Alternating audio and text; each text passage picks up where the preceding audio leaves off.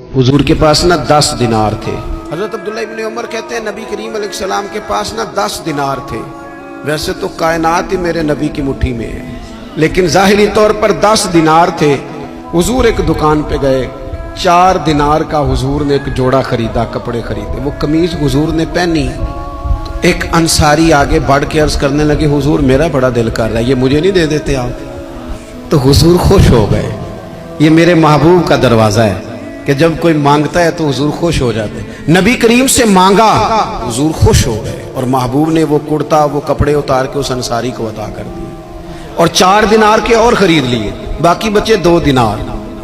नबी करीम वो लेके निकले, रुखसत हुए घर जाने के लिए, तो रस्ते में खातून को रोते हुए देखा। हुजूर रुक गए, फरमाया क्यों रो रही हो?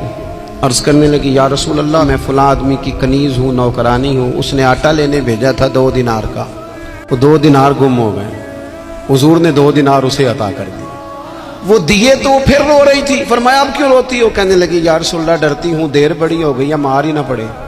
तो हुजूर ने फरमाया चल ना, मैं तेरे साथ चलता हूँ। हुजूर उनके घर गए, वो अहले ईमान का घर था जिनकी वो कनीज थी। जाके कहा अस्सलामु अलैकुम, अंदर से जवाब ही नहीं आया। फिर फरमाया अस्सलामु अलैकुम, कोई जवाब ही नहीं आया। महबूब का तरीका मुबारक था 3 दफा दस्तक, फिर वापसी। तीसरी दफा कहा अस्सलामु अलैकुम, तो वो सारे बोल पड़े वालेकुम अस्सलाम या रसूल अल्लाह। तो हुजूर फरमाने लगे मैंने पहले भी 2 दफा सलाम लिया, बोला कोई नहीं। कहा या रसूल अल्लाह अपने नसीब थे ना कि हम पे सलामतियां भेज कौन रहा, हमने सोचा जरा 3 दफा मिल जाए सलामती।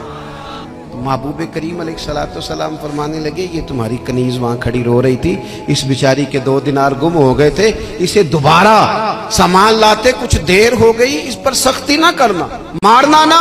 गुलाम कहने लगे हुजूर इस खातून के कुर्बान जाएं जो हमारे करीम रसूल को हम जैसे गरीबों के घर तक ले आई है, मारना क्या, हम इसे आजाद करते हैं, ये आजाद है अल्लाह की रिजा के लिए। ये देखो ये मेरे नबी पाक का अंदाज है।